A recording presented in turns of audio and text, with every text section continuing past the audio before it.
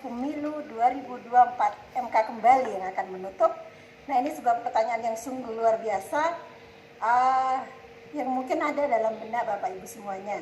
Dan penjabaran dari Pak Demas yang memilih bahwa kita harus konsisten dalam mengawal konstitusi karena pemilu ini adalah perintah dari konstitusi, sehingga ketika di konstitusi berbicara tentang peserta pemilu adalah partai politik untuk anggota DPR, DPRD kabupaten dan provinsi, sedangkan perseorangan adalah untuk DPD, maka segala turunannya ya tentu dong harus berbicara partai politik. Nah, seperti itu. Masih ada narasumber yang terakhir, dan tentunya di sini telah berkumpul banyak pakar, adik-adik mahasiswa yang seperti saya sampaikan di awal bahwa adik-adik mahasiswa adalah pemilih yang 60% dari seluruh pemilih di Indonesia. Boleh memberikan saran kritik, mumpung ingat silakan bisa ditulis di kolom chat ya. Nah, 15 ke depan sampai jam 15.00 ini waktu yang tepat akan saya berikan kepada Bapak Ahmad Siboy. Pada yang terhormat Bapak Ahmad Siboy, disilakan. Oke. Assalamualaikum warahmatullahi wabarakatuh. Waalaikumsalam warahmatullahi wabarakatuh. Bismillahirrahmanirrahim. Yang saya hormati Bapak Rektor Universitas 17 Agustus Banyuwangi, Bapak Dekan Fakultas Hukum Untak Banyuwangi, Ketua Umum APHTN HAN Jawa Timur, Bapak Profesor Dr. Sukoyono SHMH, yang juga saya hormati Bapak Dr. Himawan Estu Bangitu SHMH, yang saya hormati Ketua Pelaksana Bapak Dr. Jayus SHMH, para pemateri, ada Bapak Sony, kemudian ada Bapak Adam Muhsi, Bapak Dr. Adam Muhsi SH SAPMH, Bapak Dr. Demas Brian Wicaksono SHMH, tentu para peserta ya, yang berkenan hadir, terutama saya perhatikan tadi ada Pak Jamil itu ya tadi pagi kayaknya dia menjadi peserta yang terlantar di Gerahadi ya, pusing kemana-mana, saya perhatikan dia. Oke, ini sore-sore saya pembicara terakhir di jam ngantuk ya. Alhamdulillah saya nyampe tepat waktu ke rumah. Kita akan berbicara satu topik tentang proporsionalitas, tentang pemilu caleg legislatif dalam konteks proporsional terbuka atau tertutup. Mau proporsional terbuka maupun tertutup itu sama-sama baik. Tapi yang menentukan baik tidaknya suatu sistem diterapkan di suatu negara itu bergantung pada keadaan atau ilat dari masing-masing suatu negara. Qaidul fi'liyah yang saya pegangi itu adalah al-hukmu yadhurru ma illatihi wujudan wa adaman zamanin aw makanin. Hukum itu berputar sesuai illatnya. Kalau proporsionalitas terbuka baik misalnya di negara lain, belum tentu baik di negara Indonesia karena illatnya yang berbeda. Bapak Ibu, kalau kita berbicara tentang pemilihan legislatif khususnya DPR, DPRD, itu kan konstruksi hukumnya disandarkan kepada pasal 22E ayat 3 Undang-Undang Dasar yang menyatakan bahwa peserta pemilihan umum untuk memilih anggota Dewan Perwakilan Rakyat dan anggota Dewan Perwakilan Rakyat Daerah adalah partai politik. Jadi pasal ini menegaskan dengan tegas bahwa peserta pemilu DPR dan DPRD adalah partai politik. Apa makna partai politik dalam hal pencalekan anggota DPR dan DPRD? Maka ada dua.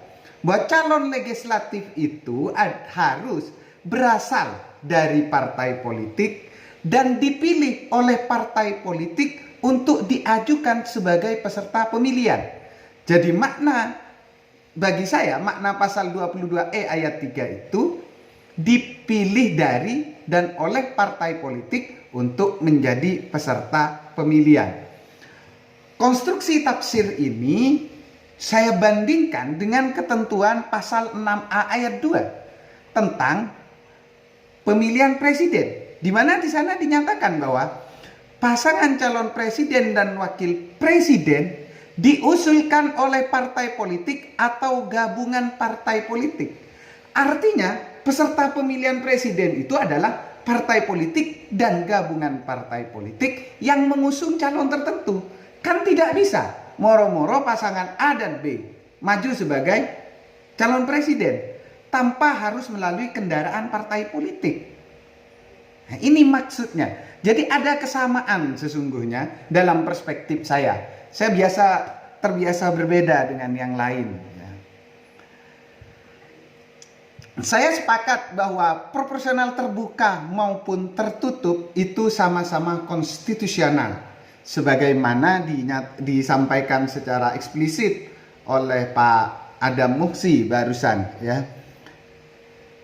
Tapi Mahkamah Konstitusi dan Ius Constitutum yang sedang diuji oleh Pak Demas itu masih berpihak kepada proporsionalitas terbuka. Jadi keberpihakannya sebenarnya masih pada proporsionalitas terbuka.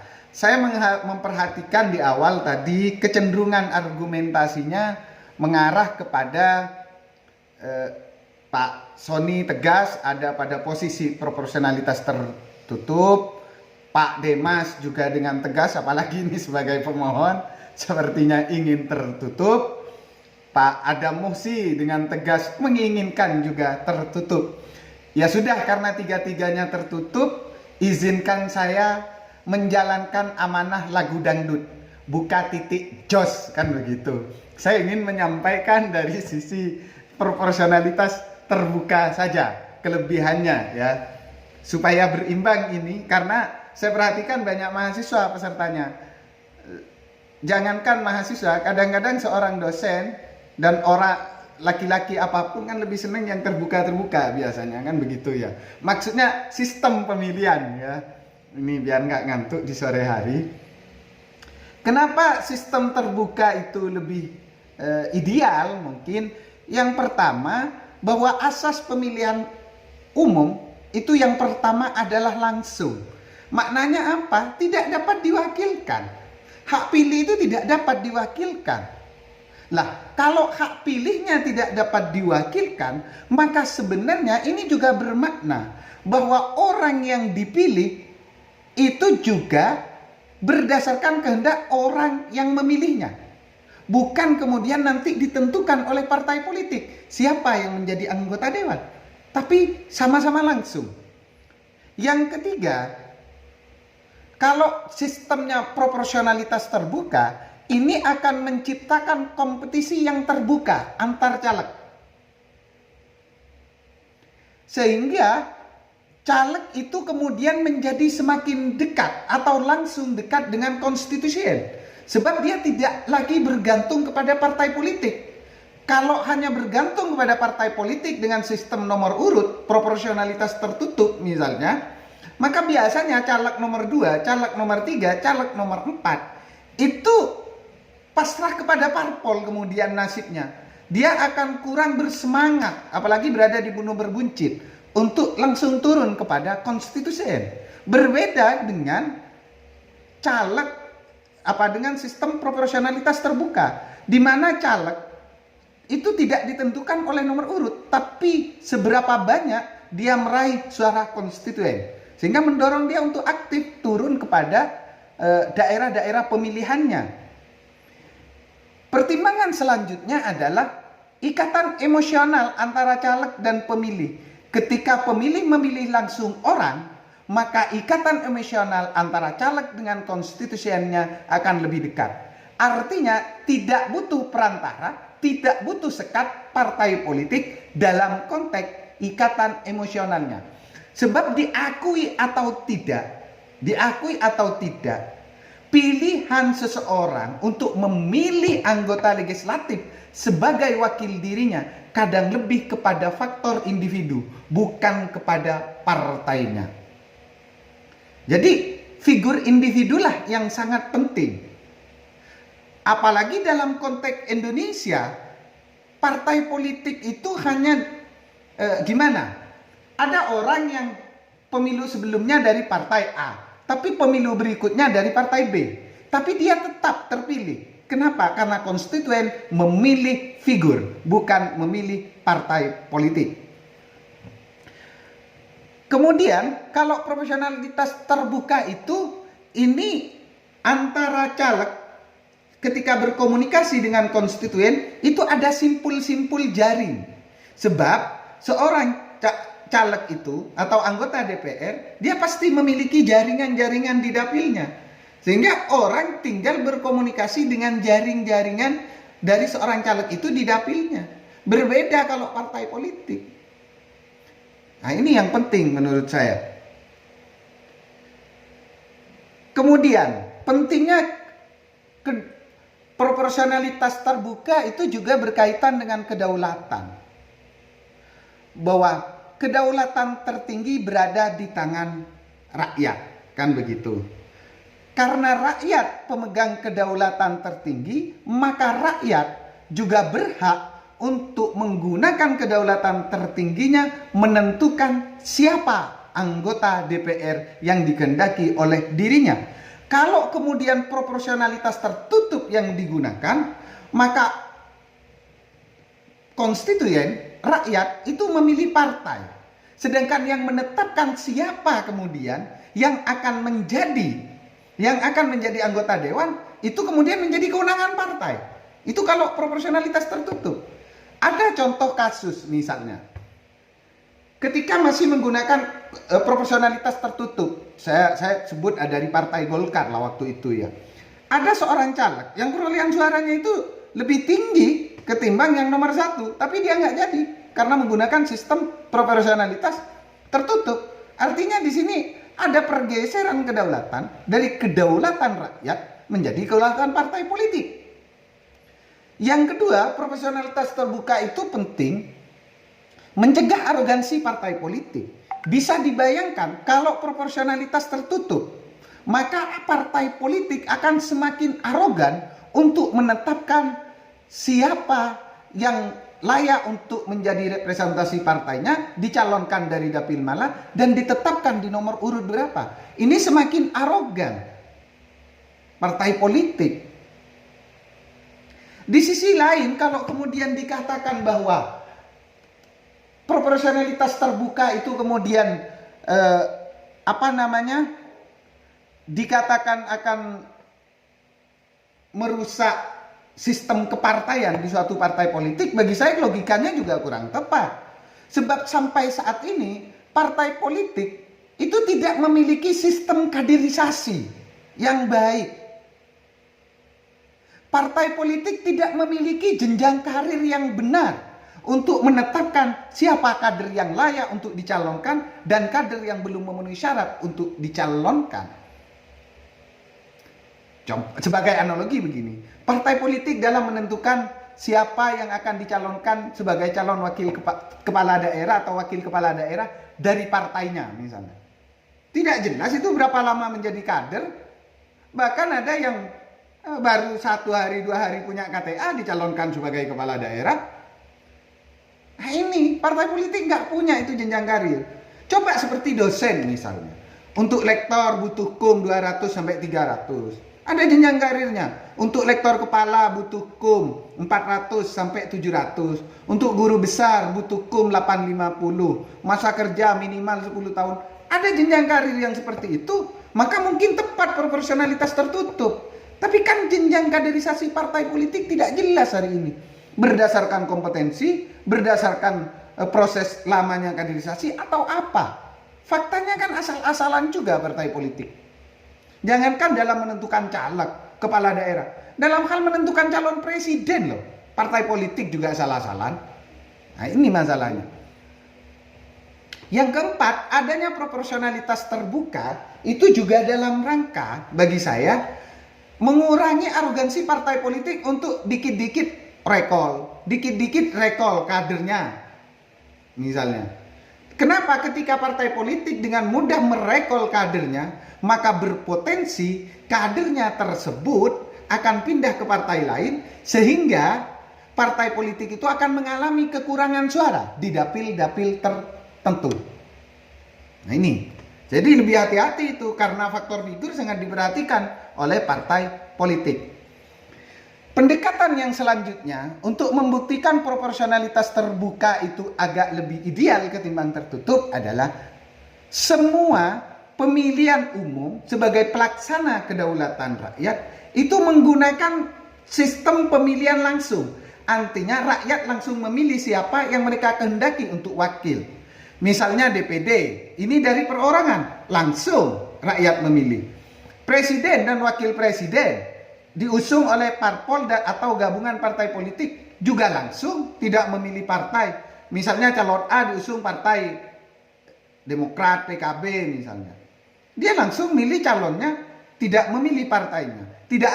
Kemudian dalam hal DPR dan DPRD diusung oleh parpol. Loh masa ini kemudian akan menggunakan mekanisme proporsional tertutup? Maka akan menjadi tidak langsung. Kenapa? Karena kalau proporsional tertutup, belum tentu caleg yang memperoleh suara terbanyak akan memenangi atau ditetapkan sebagai anggota DPR terpilih jika nomor urutnya rendah misalnya. Sebab proporsional tertutup kan pendekatannya selalu nomor urut tuh. Coba perhatikan pasal-pasal sebelumnya. Oleh karena semuanya langsung, memilih presiden langsung, memilih anggota DPR langsung pada orang, maka anggota DPR dan DPRD juga seharusnya memilih langsung. Tidak hanya partai politiknya, tapi langsung kepada calegnya. Rasanya aneh kalau kemudian dalam satu gerbong pemilihan umum, tapi ada yang dibedakan. Tidak terbuka semua, kan begitu. Ada asas hukum begini. Hukum yang berbeda untuk keadaan yang sama, pemilihan umum, sama. Hukum yang berbeda untuk keadaan yang sama tidak adilnya dengan hukum yang sama untuk masyarakat yang berbeda. Asas yang selanjutnya adalah pemenang itu selalu ditentukan oleh siapa yang memperoleh suara terbanyak dalam pertandingan apapun. Bukan oleh partai politik, jadi langsung. Jadi kalau misalnya proporsional tertutup, seperti contoh-contoh pemilu sebelumnya, itu kan aneh. Kalau kemudian yang menjadi caleg itu berdasarkan nomor urut paling kecil, bukan kepada suara terbanyak. Pemenang selalu oleh suara terbanyak. Itu. Kemudian selanjutnya adalah jika tertutup. Ini yang selalu dikemukakan oleh orang. Kalau tertutup, maka caleg itu akan lebih dekat dengan petinggi parpol ketimbang konstituen. Itu pasti. Yang kedua, potensi jual beli nomor urut di internal parpol sebelum penetapan caleg dan pemilihan umum itu akan lebih masif. Berbeda kalau dengan sistem suara terbanyak. Nomor urut tidak penting karena banyak nomor urut satu tidak terpilih, tapi nomor urut buncit bahkan paling bawah yang memenangi, kan begitu. Karena pendekatannya adalah suara, bukan nomor urut, begitu. Caleg dengan nomor urut kecil rendah akan diuntungkan dan tidak perlu keringat kuning biasanya. Kalau dia proporsionalitas tertutup. Oke, singkat waktunya 2 menit lagi ya. Kemudian keraguan dari beberapa tulisan dan jurnal yang saya pahami, katanya kalau proporsionalitas terbuka itu akan mengalinasi kelembagaan partai politik. Karena satu, tidak ada ikatan ideologis yang kuat dengan partai politik, tidak ada lain sebagainya. Sekarang kita petakan satu-satu. Sampai detik ini, ideologi partai politik itu masih sekaretan, bisa ditarik kemana-mana. Enggak ada partai politik yang ideologinya rigid itu. Ketika partai A ideologinya ini akan berbeda dengan B. Enggak. Buktinya apa? Kita bisa bandingkan dalam koalisi Pilpres. yang awalnya oposisi dengan alasan ideologi, tapi dalam pemilu berikutnya dia menjadi satu barisan koalisi. Loh, pemilu sebelumnya bilang ada perbedaan ideologis, sekarang ada kesamaan ideologis. Artinya ideologi partai politik itu karetan, bisa ditekan kemana-mana, bergantung kepada situasi politik di mana menguntungkan posisinya. Jadi ideologi itu hanya permak-permak bagi partai politik. Yang kedua, partai politik katanya kalau tertutup akan mengalienasi kelembagaan. Tidak. Partai politik kekuatan kelembagaannya sudah dibuktikan pada saat dia memiliki kewenangan untuk menentukan siapa yang layak untuk dijadikan caleg. Artinya partai politik dapat melakukan screening. Oh, kamu masa kaderisasinya masih sedikit. Oh, kamu belum kompeten, sehingga kamu tidak saya calonkan dari partai saya. Kan begitu. Mau popularitasnya tinggi, mau dia kaya, kalau dia tidak dicalonkan oleh partai sebagai penguasa, sebagai kekuatan kelembagaan atau institusional, kan gak ada masalah itu. Artinya sudah ada screening.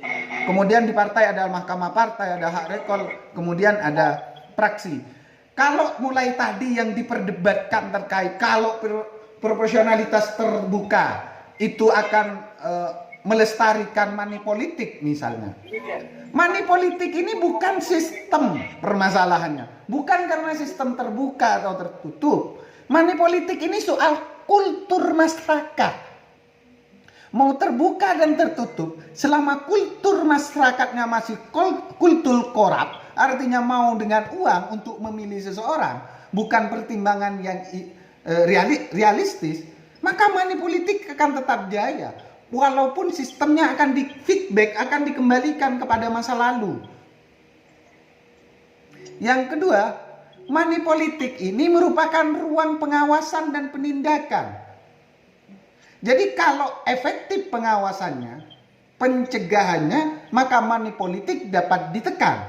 Kalau semakin kuat penindakan, apalagi kalau terbukti money politik segala macam, apalagi sistematik, masis dan juga, itu kan bisa ditindak, diadili. Artinya seorang caleg yang memperoleh kemenangan karena money politik, dia kan dapat dalam proses penindakannya atau penegakan hukumnya, dia kan kemenangannya dapat dibatalkan. Saya rasa itu karena waktunya sudah offset 2 menit. Kita lanjut diskusi saja. Saya rasa itu pengantar diskusinya, moderator. Terima kasih. Baik, terima kasih kembali. Semakin menarik kalau di awal adalah pemantik bagaimana kemudian konsep proporsional tertutup itu menjadi menarik karena begitu banyak kelemahan, utamanya tentang stabilitas politik, kemudian yang kedua tentang maraknya money politik, dan mungkin pada konsep tataran bukan kader partai yang kemudian calon dipilih. Dan di sesi akhir di hadapan kita Bapak Ahmad Siboy yang kemudian membuka peluang bahwa konsep proporsional terbuka menjadi daya tarik tersendiri. Nah, baik Bapak Ibu, ini pesertanya lumayan banyak, sekitar 250-an. Silahkan yang ingin memberikan saran, masukan, kritik, boleh raise hand. Baik, yang raise hand pertama ini tadi sudah disebut oleh Bapak Jamil, Pak Boy, Bapak Jamil. Saya beri waktu singkat, padat, dan konkret mungkin ya. Silakan Pak Jamil. Baik, terima kasih Mbak Dr. Mike, yang terhormat semua narasumber dan semua yang terhormat di ruang Zoom ini. Baik, begini, menurut saya ada 3 subjek